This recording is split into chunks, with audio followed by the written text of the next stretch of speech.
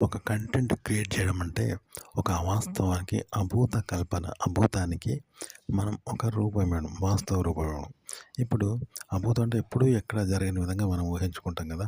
మరి రంభ, ఊర్వశి అని, యమధర్మరాజుని నూనెలో కాలుస్తాడని, ఇవన్నీ లేనియి అన్నట్టు. కానీ వాటికొక రూపం ఇచ్చడం. ఓహ్! అట్లనే ఇప్పుడు ఒక మ్యూజిక్ ఇన్‌స్ట్రుమెంట్ ఉంది. దాంట్లో రాగాలుంటాయి కదా! సంగీతం పలికిస్తే రకరకాల శబ్దాలొస్తాయి కదా!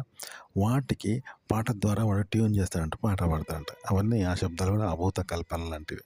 వాటికి వాస్తవ రూపం ఇచ్చాననమాట. అవాస్తవానికి వాస్తవ రూపం ఇచ్చడం. ఇగో ఇలా ఇస్తారనమాట.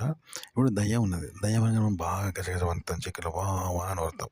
కానీ ఆ దెయ్యం ఉంటదా? లేదు. అవాస్తవమైన ఒక రూపాన్ని మనం ఊహించుకుంటాం. ఏదో వస్తదని ఊహించుకుంటాం తప్ప, ఇది అది అని ఉండదు. మనం భయపడతాం. ఏదో వస్తది, మనకేదో చేస్తదని భయపడతాం. అలా వణుకుతాం అన్నట్టు. అయితే ఇది ప్రశ్నకు జవాబు లాంటిది. ఈ జవాబుని బట్టి ప్రశ్నను ఊహించుకోవాలి. మరి ఆ ప్రశ్న ఏంటి అంటే ఈ జవాబు తీసేద్దాం. జవాబు అంటే వీడు గజగజ వణకడం, అయ్యో! వవ్వ అని ఒరుతాడు చీకట్ల. దెయ్యాలని. తీసేద్దాం. ఈ నరుడు తీసేత్తే ఆడున్నది ఏముంటదని ఒరుతాడు? ఏదో దెయ్యం వచ్చినట్టు, మెడలు పట్టి పిసికినట్టు, ఉరకొచ్చినట్టు ఇలా ఉంటాయి కదా! అవి నిజంగా జరుగుతాయా? ఒకవేళ నిజంగా జరిగితే ఎలా ఉంటది? అగో అదే వాస్తవ రూపం. అవాస్తవానికి వాస్తవ రూపం. దెయ్యం వచ్చినట్టు, ఎంటికలు విరబోసుకున్నట్టు, నిజంగా తిరిగితే ఎట్లుంటది? అగో అట్లా. అంటే ఒక అవాస్తవానికి వాస్తవ రూపం ఇవ్వడం అంటే ఇదన్నమాట.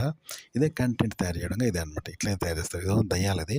సినిమాల్లోమో ప్రేమ, వైఫల్యము, స్నేహాలు, గొడవలు, ఆ!